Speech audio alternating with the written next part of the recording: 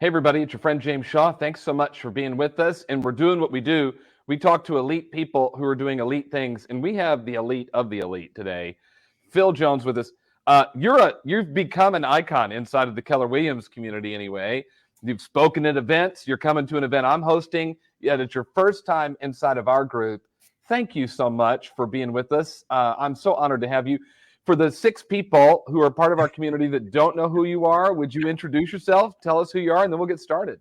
Sure, I'll keep this real brief. My name is Phil M. Jones. I'm the author of Exactly What to Say, plus 8 other business books, plus 1 cute little children's book.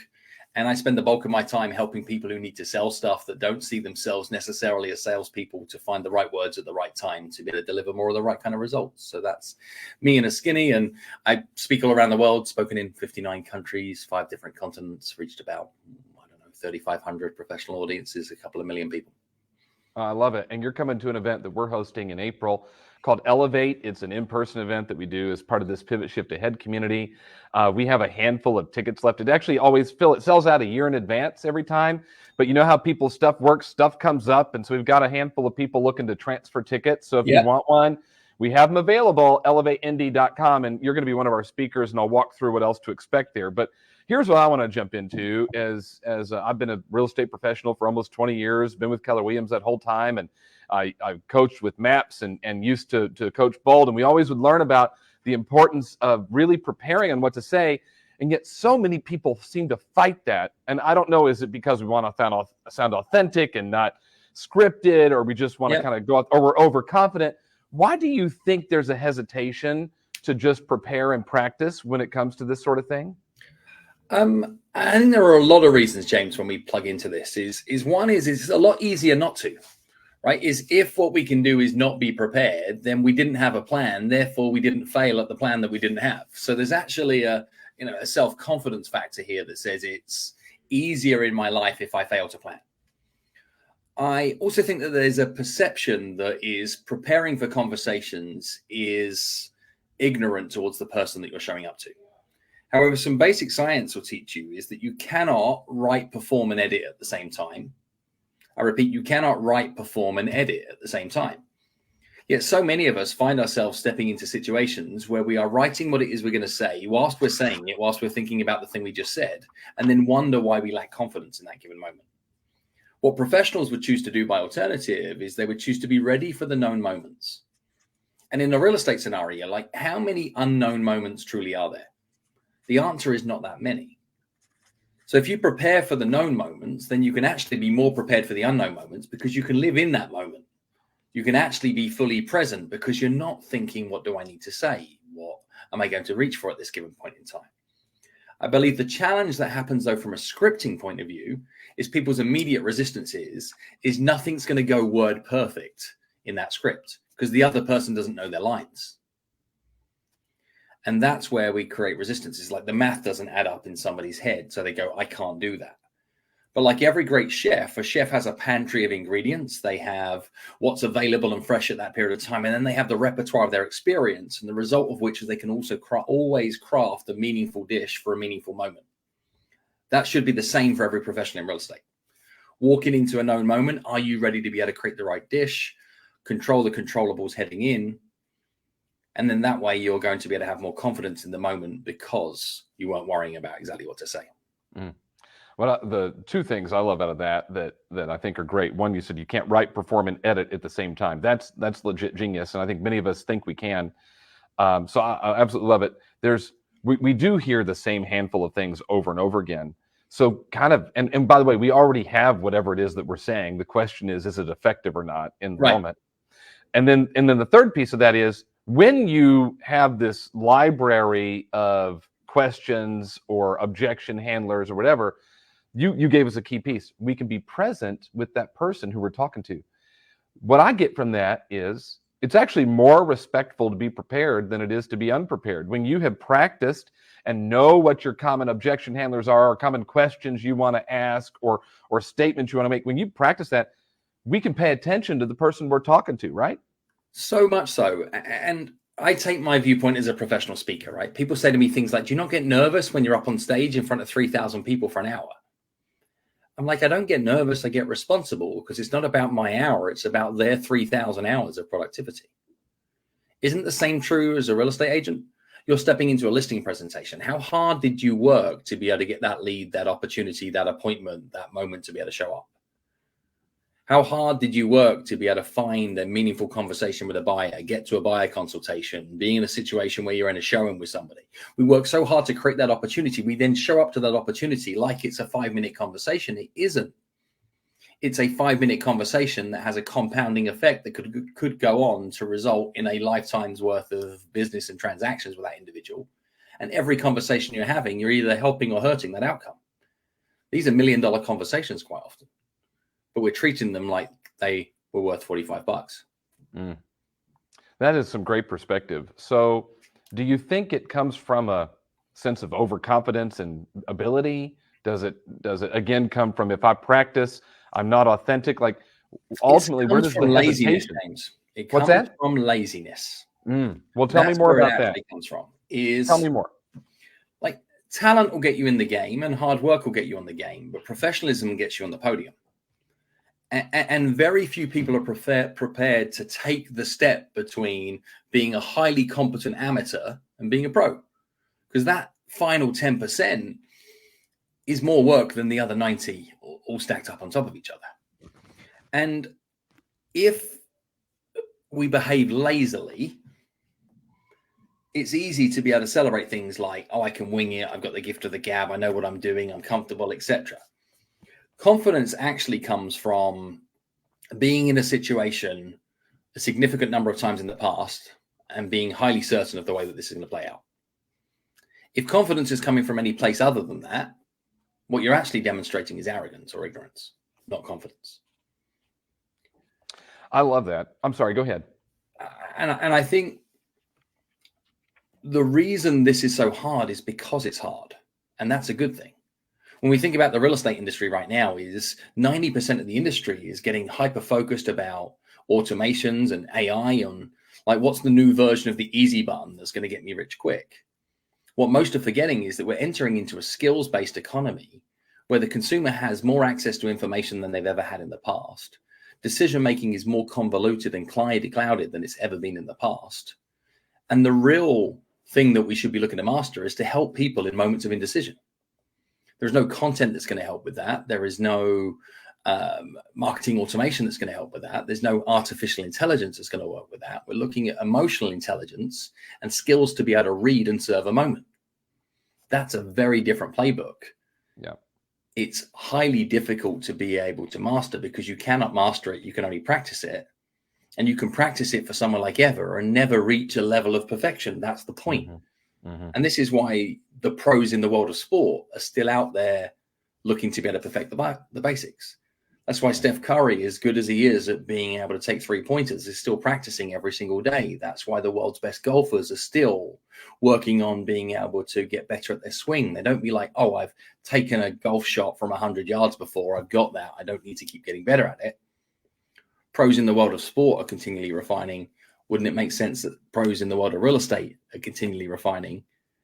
And the skill that we need to master most is to be consistently and relentlessly on the quest for better at how we show up to the conversations where we interact with the people we're looking to influence. No doubt. No one wants to be called lazy. So, but if the difference is between this 90% of our natural, just whatever is packed inside of me, and I've got this and I've done this forever, versus the 10% of the really practice and refine is what makes you elite, then walk me through, how do we refine and get better and grow, even for someone who's like, but Phil, I've done this forever. I'm a successful agent. Look, I did 62 homes last year. Like, I know what I'm doing. You're saying that could be laziness. So how do we move from laziness to being a little bit more purposeful? What are some tips? I'm using the word lazy on purpose with the intention. Get your attention. It's offensive. Right. Right. I'll counter that a touch by sharing that I believe that the greatest cost to most of your businesses in the coming years is your experience. Your experience means that you can walk into many a set of circumstances or scenario less than perfectly prepared. And the result of that less than perfect preparation rarely hurts you. because you can dig yourself out of things, because you have the experience to be able to navigate some of the complexities that show up. And also, you start to enjoy making things a little more difficult for yourself just to keep life interesting. Mm-hmm. So there is a cost to that experience. If you're looking to step into not being lazy, not relying upon your experience, it's understanding that last year's results are only last year's results. Yesterday's results are only yesterday's results. Getting ready for tomorrow means that your competition is getting better for tomorrow too. Means that if you're not getting better, you're just staying the same. You're actually getting worse. There's no forward, there's no backward, right? I mean, just real quick, I'm sorry. There's no stationary. There's only forward or backward. So we're moving closer to getting better and evolving, or are we going back? And if we settle, hey, you know what? My listing presentation, I just go in and feel the vibe from them and wing it, and I get it every time, except for the times you don't. Right. Yeah. And I hear people talk about their conversion rates, and they're like, yeah, I got a 92% conversion rate. And then you dig into it, and it's really a 21% conversion rate. It's like a 92% conversion rates on the ones they're deciding to keep score on, because all the other ones they decided they weren't going to count. And I believe that the worst time to think about the thing you're going to say is in the moment where you're saying it. I think that's the starting point of all of this work. And the realization about a change in a market means that those conversations that you know you're stepping into are always changing. Like a buyer today has different fears and reservations and challenges than they had 6 months ago. Yes. A seller today has different fears and reservations than they had maybe 6 weeks ago. Mm-hmm. And your lack of awareness as to what those could be would mean that you show up with your copy and paste, press play, I'm awesome, let you tell you how awesome I am presentation, and we may end up missing the mark. Or not necessarily missing the mark, finding ourselves with objections, then spending 20, 30, 50 minutes in navigating those objections, still coming out with the result that we hoped for. It was just a lot harder on both parties. Therefore, it was more exhausting. Therefore, it cost you time. It cost you energy. And it maybe cost you making 3 more meaningful phone calls. It cost you doing 2 more meaningful steps of productivity. Or it prevented the flavor of the conversation, allowing you to be able to set expectation to massively over deliver for the client. You might have won the listing, but you won it having to make promises that were beyond what you would like to make. All because we weren't as prepared as we could have been. Mm. So we're talking about daily practice. And I think you and I will agree on this, and is that we're always practicing. The question is, who's our practice partner? That's right. Is our practice partner another real estate professional or mentor or accountability partner or coach who can help us walk through things, and we can actually probably sound pretty bad and really refine? Or is our practice partner a potential client who could be paying us tens of thousands of dollars? And one of those groups of training is more expensive than the other, right? Every time you practice on a potential client, that's way more expensive than a coach or an accountability partner or somebody in your office. Would you walk us through kind of what a good practice routine looks like? Because you mentioned, a golfer, a basketball player, they have a routine. Seth Curry has a routine. Right. He goes on a game day, he has a routine. On a practice day, he has a routine. And that's why he's one of the best shooters in the history of basketball. So walk through, what might a good routine for one of us look like? Well, I think just like any sports player, you have different drills for different scenarios to be able to refine new skills. I believe a practice that should be essential for every real estate agent is to think about your known enemy, your known objection. What is something you're hyper aware that somebody is almost certainly going to have in their mind that could affect their decision making? So what might an example of that be today, James? I can think of many of examples. But what are you hearing? Right? Interest rates are going to be one. Right. Where am I going to move if I'm a seller is going to be another. I mean, those probably that's the biggest probably buyer and seller objection, I think, right now. Okay.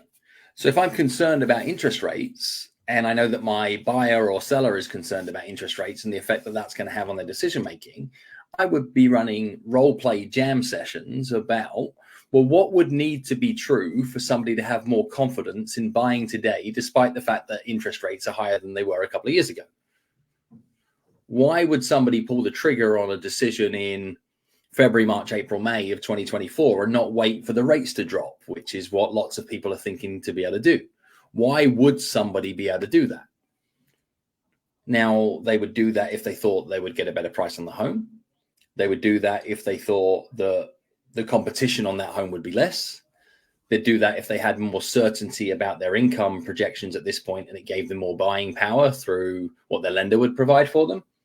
They'd do that if they had confidence and certainty that they were going to be staying in the area for a significant period of time.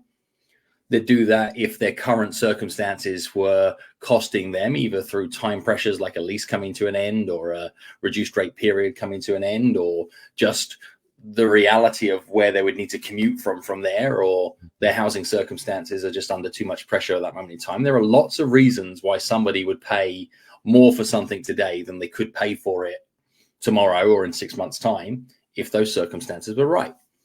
So that's where my jam session would start, is what needs to be true for it to be true for somebody to do what I'd like them to do today. Having collected all those truths, I would then start to role play. What questions could I ask to help me collect that evidence? Questions like, how long have you been living in your existing home? And they say, well, like whatever they say back. And you say, well, so what's prompting the change for you to maybe look to do something different? And now what am I doing? I'm collecting evidence as to why they definitely want to move without asking them why they were thinking of moving. Right.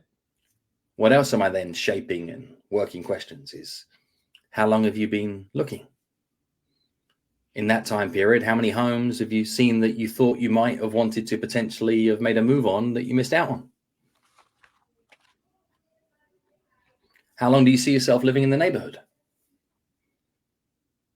In terms of your career right now, do you see yourself being stable? Do you see your income going up, or are you on some kind of timeline as to when you might be looking to retire? They'll be like, no, we're stable. We're going to be earning what we're earning, maybe a little more in the years to come.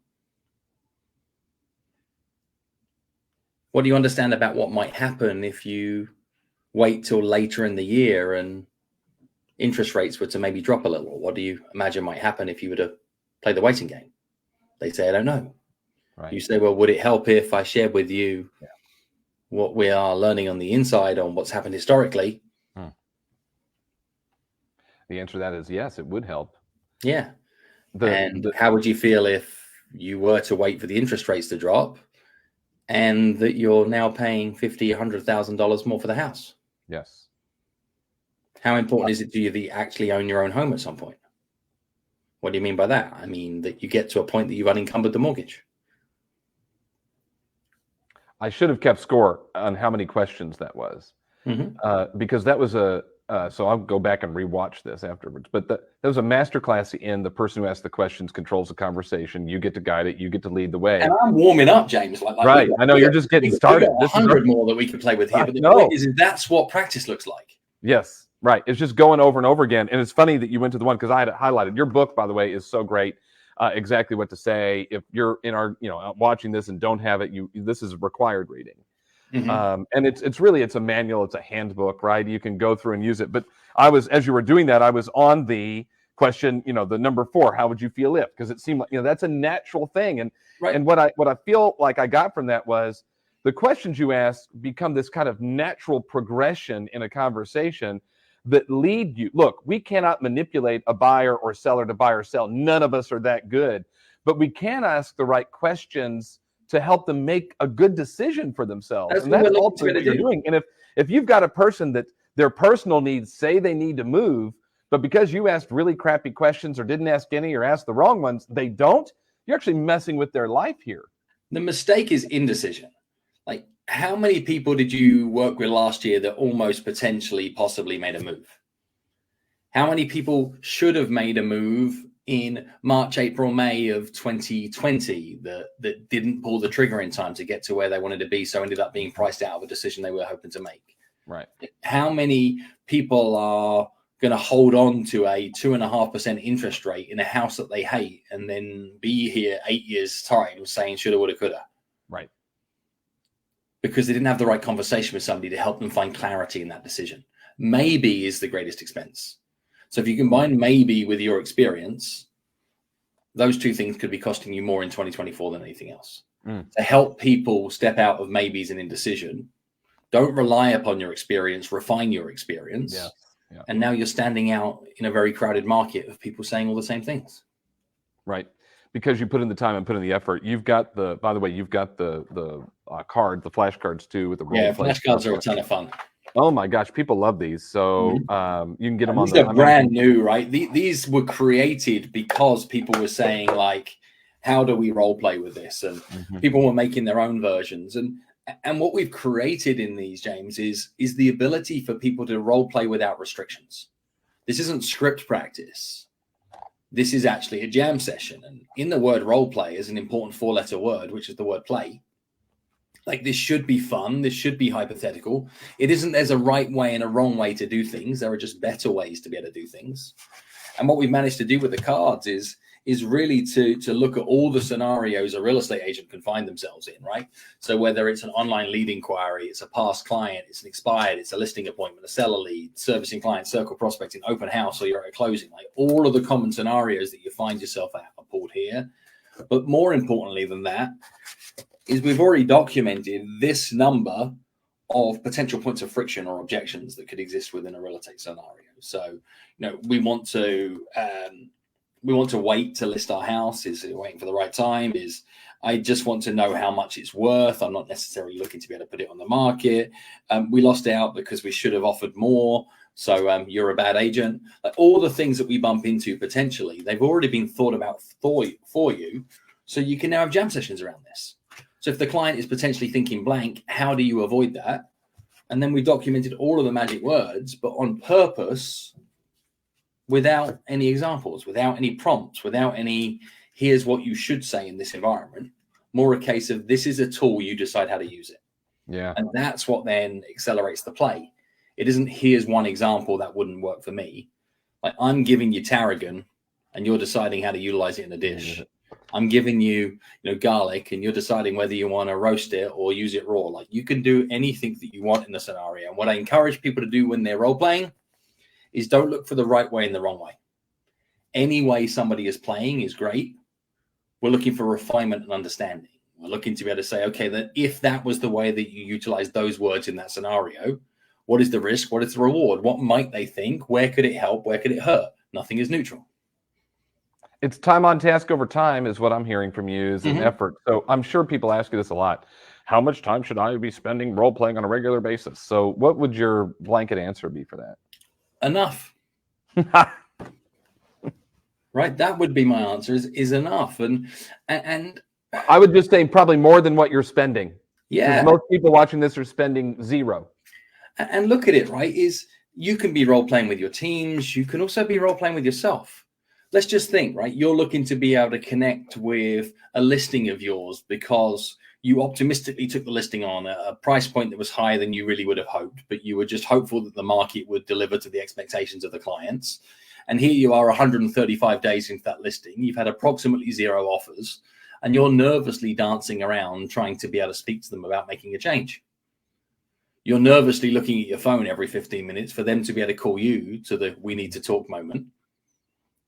And instead, you could get ahead of it. And then when you're thinking about that awkward conversation, what happens if you just pull out like the role play deck of cards and you start to think, well, how might I open this conversation? And then what might I do to be able to navigate and collect some evidence to help us understand what the next recommendation would be? And then you start to build a question tree by role playing with yourself and building a hypothetical scenario out with the cards to say, I think I'm going to be able to map a journey in this customer conversation that gives me more confidence to approach this in the real world. And people think the client interactions are like improv comedy and that you have to be prepared for whatever might happen. But really, it's quite predictable what might happen. So just like improv, you can get yourself ready for any known moment, which means that when that known moment presents itself, you could improvise. But what you're really doing is you're utilizing a pre-planned journey that you created earlier because you considered all the variations of what the choose your own adventure could actually look like. And even in the crazy scenarios that are way to the left or way to the right, you can still take something that was 80% right and do the final 20% of personalization that was required for that scenario. And then there'll come a point where you go, oh my gosh, I just said that. I'm so proud of myself. My practice is paying off, which is great. All right, as we wrap up, I just want to tell everybody, listen, you've got to get into a space that allows you to grow and get better. And Phil's walking us through how to do it. That's why I'm excited you're coming to our event in April. And our event in April is full of amazing elite level speakers. Michelle Poler is walking through how she's overcome 100 She's years, amazing. 100 I'm days. excited to work with Michelle. She's great. Dude, her energy is off the chart, and she's opening for us, and what she has accomplished in her world is absolutely fantastic. So she'll be there. Of course, you'll be there to walk us through what to say. If you look in the lower right-hand corner, there's a woman named Linda Clemens. She's a body language expert. The reason I have you guys coming, and you're back-to-back, you'll teach us what to say. She'll teach you how to read people so that we can understand what they're saying when they're not saying. So I love that. Fantastic. Yeah, right. The rest of them are just entrepreneurial stories. Gary Brackett won a Super Bowl with the Colts, but he was undrafted. He was undrafted in the NFL. He played 10 years in the NFL, but was undrafted, and was a walk-on in college. When his football career ended, he started restaurants, lost them all in the pandemic, and has come back from that. So an entrepreneurial story. Wow. Jeremy Anderson, that dude's got a story of perseverance. Mina Hawk, of course, from HGTV, who rehabs homes with their mom. She's from Indy. And then Aaliyah Bundles is the great-great-granddaughter of Madam C.J. Walker, who was really the first black billionaire on the planet, if there were billionaires back when Madam C.J. Walker was doing hair care products. So it's really quite fascinating. I'm honored that you would come and spend some time with us and those other speakers. What would your final thought be for somebody as they are just thinking about the importance of practice and role play and preparing? I think one of the safest places to go to play as you elevate your skills is all of the people that you've decided aren't valuable anymore. What do I mean by that? How many people did you come into contact with over the last 12, 18, 24 months that you called old leads, bad leads, failed opportunities, etc.? If you're looking for a place to go jam where your role play could have immediate positive impact, go get busy, starting more meaningful conversations with the people that you've decided weren't worth talking to anymore. And what will happen from those conversations is you start to realize that you can harvest opportunity on something that you were once upon a time calling waste. When you bring those same skills towards the hotter, more meaningful, more relevant and real opportunities that are right in front of you, you're going to treat them with even more value than you have done in the past too. So that would be my final thought is, if you're sat there wondering who to speak to today, go role play where it matters, where it can deliver some results, i.e. past clients, old leads, anybody you haven't connected with in a while. And remember that it isn't about counting your conversations. It's about making those conversations count. Yeah. And you all hold the power to be able to level up how much all of your existing conversations are counting for you and your family right now. That's so good. I'm glad you're joining us in April. ElevateIndy.com is where, if someone wants to come and hang out with us during that event, you can do it there. And then, Phil, where can they find you? Instagram is a great place to be able to find me as a person. It's at Phil M. Jones UK. You can also learn more on our content on philmjones.com or exactlywhattosay.com. There is a plethora of information that you can plug into there to help you raise your game as a professional in all areas of your life. Phil, thanks for joining us. I appreciate you and for all you've done to pour into these communities. We'll see you in April. Everybody watching, thank you so much. Go practice. If you don't go practice now, when are you going to practice, right? Go do it now. See you later, everybody. Bye-bye.